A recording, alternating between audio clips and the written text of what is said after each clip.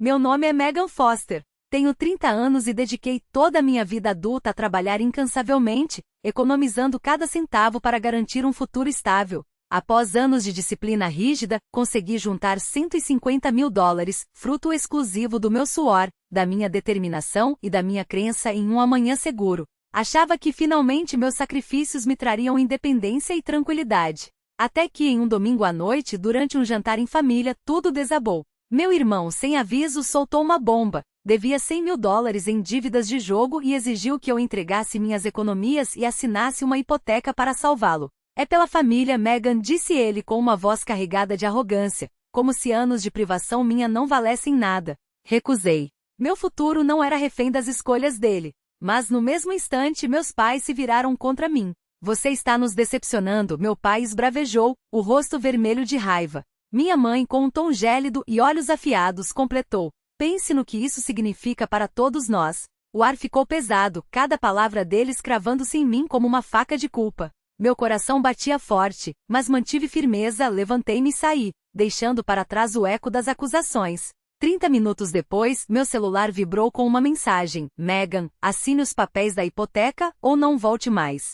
O ultimato doía, mas não cedi. À meia-noite, com as mãos trêmulas, bloqueei todo acesso que eles poderiam ter às minhas contas. Pela manhã, 21 chamadas perdidas e mensagens furiosas, uma enxurrada de ódio acusando-me de traição. O que veio depois me levou ao limite, forçando uma decisão que mudaria tudo.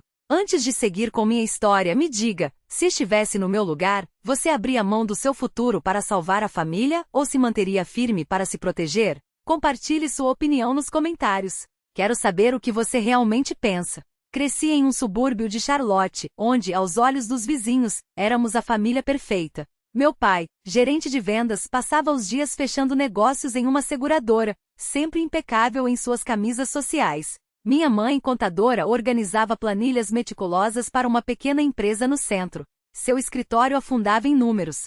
Meu irmão, Brandon, 3 anos mais velho, era o orgulho deles, sempre o primeiro a receber atenção. Para os de fora, éramos o retrato da classe média, 2 filhos, uma casa arrumada, uma perua na garagem. Mas por trás da fachada, as coisas não eram justas, e eu sentia isso desde criança. Desde pequena me refugiei nos estudos. Os números eram meu porto seguro, sua lógica, um consolo inabalável. No 5º ano ganhei um prêmio de matemática em uma competição regional. Segurei o certificado com orgulho, ansiosa para mostrar aos meus pais. Imaginei seus rostos iluminados de alegria. Mas naquele dia, Brandon tinha um jogo de basquete, e eles escolheram torcer nas arquibancadas. A gente olha depois, minha mãe disse ao telefone, distraída. O depois nunca chegou. O certificado ficou abandonado na bancada da cozinha por semanas. Não era a primeira vez. Os jogos de Brandon, suas apresentações na escola, até suas notas medianas sempre vinham em primeiro lugar. Suas conquistas eram celebradas com mais entusiasmo, seus sorrisos mais largos. Já eu, aprendia cedo que meu esforço passava despercebido. Na pré-adolescência parei de buscar aprovação. Foquei no que podia controlar, minhas notas, meus objetivos. Passava noites no meu quarto resolvendo equações ou lendo sobre planejamento financeiro, sonhando com uma vida em que minhas escolhas tivessem valor. A indiferença deles doía menos quando eu traçava meu próprio caminho. Nas feiras da escola, andava sozinha entre as barracas, ouvindo o riso de outras crianças e o burburinho das famílias. Vizinhos elogiavam nossa união, sem perceber o abismo que eu sentia. Aqueles piqueniques comunitários com crianças correndo pelas ruas e pais dividindo limonada, escondiam o desequilíbrio dentro de casa. Na adolescência, tomei as rédeas da minha vida. Consegui um emprego em uma livraria local, empilhando livros e atendendo clientes após a aula. O trabalho era cansativo, livros empoeirados, caixas pesadas, mas me dava liberdade. Meu primeiro salário, apenas $80, foi uma vitória. Abri uma conta poupança no banco da esquina e depositei cada centavo que sobrava. Você é tão responsável, disse minha chefe, e aquelas palavras significaram mais do que qualquer elogio dos meus pais. Pedalava para casa pelas ruas tranquilas de Charlotte, passando por gramados bem cuidados, sentindo um brilho de orgulho. Aquele emprego me mostrou que podia construir algo sem depender deles. Enquanto isso, Brandon vivia sem esforço. Encantava professores com seu jeito descontraído, passando de ano com o mínimo. Meus pais nunca se importavam com suas tarefas incompletas ou noites fora de casa. O Brandon está se encontrando, meu pai dizia, ignorando mais um toque de recolher perdido. Eu os ouvia no jantar planejando comprar seus caprichos, tênis novos, acampamento de verão. Minhas próprias conquistas, como tirar nota máxima em matemática, mal mereciam um olhar. Não culpava Brandon totalmente, ele era produto da indulgência deles. Mas sabia que não podia contar com meu valor ser reconhecido. Aqueles anos em Charlotte me moldaram de um jeito que meus pais nunca entenderam. As feiras da escola, os piqueniques, as horas silenciosas na livraria, tudo isso era meu. Aprendi a definir meus próprios padrões, a medir meu valor por minhas ações, não pela atenção deles. Para eles eu era apenas uma filha bonita, mas, sem que percebessem, eu estava construindo alicerces que só entenderiam quando fosse tarde.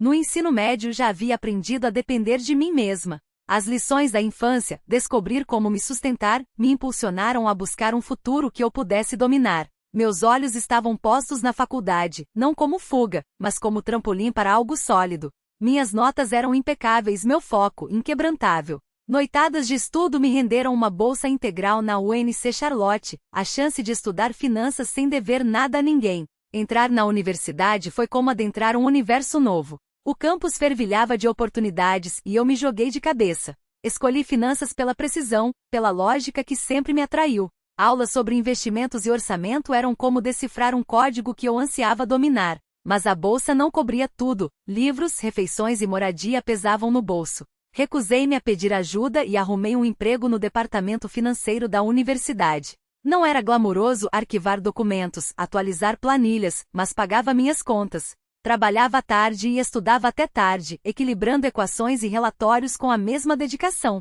Meus colegas, maioria pós-graduandos, notavam minha determinação. Você não para, disse um, rindo enquanto eu conferia uma planilha pela terceira vez. Aquele trabalho me ensinou mais do que qualquer livro. Cada real ganho era meu para gerenciar. 4 anos depois, me formei com honras, sem dívidas e com um diploma de finanças nas mãos. Não parei para comemorar. Meus olhos já estavam no futuro. O setor financeiro de Charlotte em expansão era o lugar ideal para começar. Consegui uma vaga como analista financeira júnior em uma empresa de médio porte no centro, mergulhando em orçamentos corporativos. O trabalho era exigente, mas era nele que eu me realizava. Meu primeiro salário, pouco mais de $2.000, marcou o início de uma nova jornada. Abri uma conta e comecei a construir, peça por peça, a vida que sempre sonhei, longe das sombras do passado.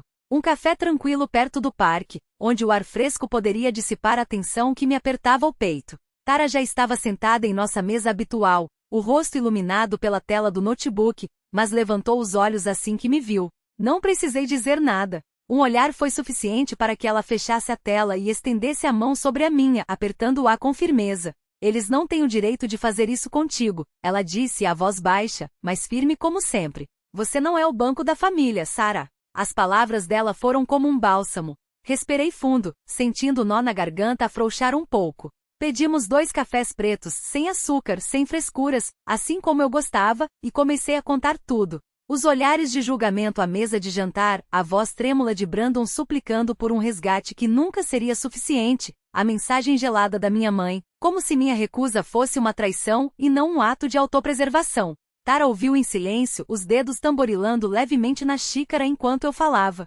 Quando terminei, ela cruzou os braços e soltou um suspiro longo, como se carregasse o peso da minha história junto comigo.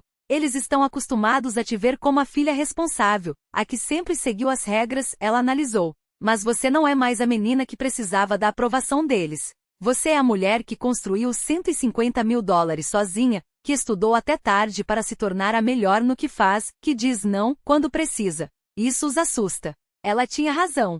Minha família nunca havia lidado bem com limites. Para eles, amor era sinônimo de sacrifício sem questionamentos, e eu havia quebrado essa regra. Mas não era egoísmo. Era sobrevivência. E se eu estiver errada? Perguntei, a dúvida roçando minha mente como uma sombra. E se Brandon realmente não tiver outra saída? Tara me encarou, os olhos sérios. Sarah, você já deu a ele a maior ajuda possível, um exemplo. Mostrou que é possível viver sem dívidas, sem apostas desesperadas, sem depender dos outros. Se ele quiser mudar, que siga seu caminho. Mas não é sua obrigação salvar quem não quer se salvar. As palavras dela ecoaram em mim enquanto eu olhava pela janela, observando as pessoas passando, cada uma absorta em suas próprias batalhas. Ninguém ali sabia o que eu havia enfrentado na noite anterior, nem o quanto custará dizer não. Mas eu sabia. E isso bastava.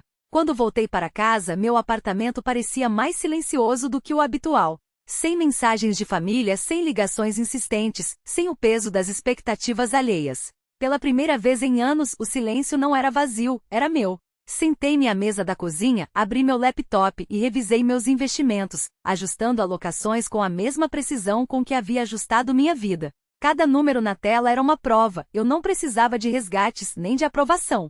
Precisava apenas de mim mesma. Naquela noite, enquanto me preparava para dormir, uma última notificação piscou no celular. Era um e-mail automático da corretora, confirmando a compra de novas ações em meu portfólio. Sorri ao fechar a tela. O futuro que eu havia construído não era feito de dívidas ou favores. Era feito de escolhas, e eu não ia desistir delas por nada.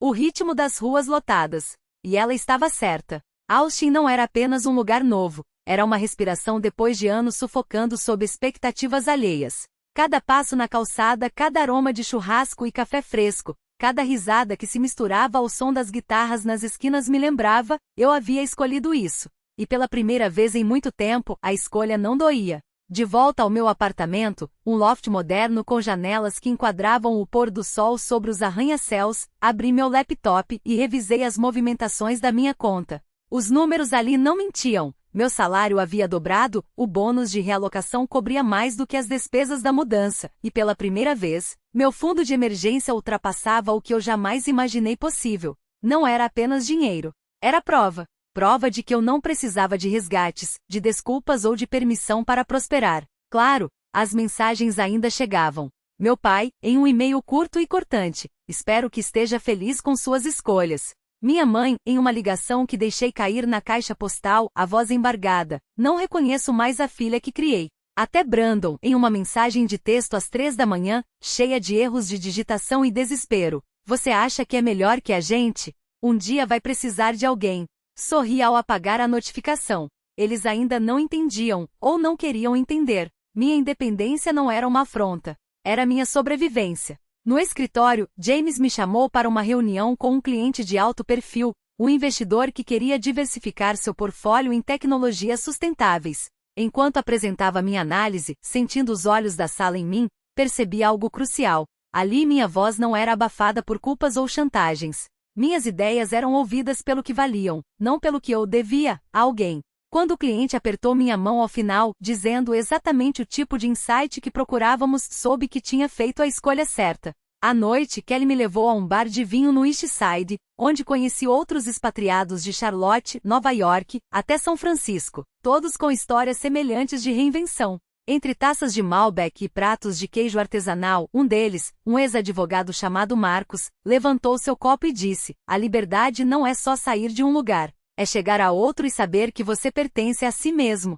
Brindamos a isso. E quando ri foi sem peso. De volta ao apartamento enquanto organizava minha mesa de trabalho, agora com uma planta suculenta que Kelly me dera e um quadro com uma foto do Skilini de Austin ao anoitecer, meu celular vibrou. Era uma notificação do banco, depósito realizado, referente ao primeiro bônus trimestral. Olhei para os números, depois para a cidade lá fora iluminada e pulsante. Não havia dívidas a pagar, nem favores a retribuir. Só eu, meu esforço e um futuro que finalmente era só meu. E pela primeira vez, não senti medo do amanhã. Senti apenas uma certeza tranquila. Eu estava exatamente onde deveria estar. A cidade pulsava lá embaixo, um mar de luzes e risos que me envolvia como um abraço. Comecei a frequentar os eventos locais com Kelly, as noites de arte nas ruas da South Congress, os shows ao vivo no Continental Club, onde a música parecia nascer do próprio asfalto. Cada sorvete compartilhado no Ames Ice Creams, cada conversa com estranhos que viravam conhecidos, tecia uma sensação de pertencimento que eu não sentia há anos. Austin não era apenas um lugar. Era um convite para ser quem eu sempre deveria ter sido. Mas o passado, como sombra teimosa, ainda espreitava.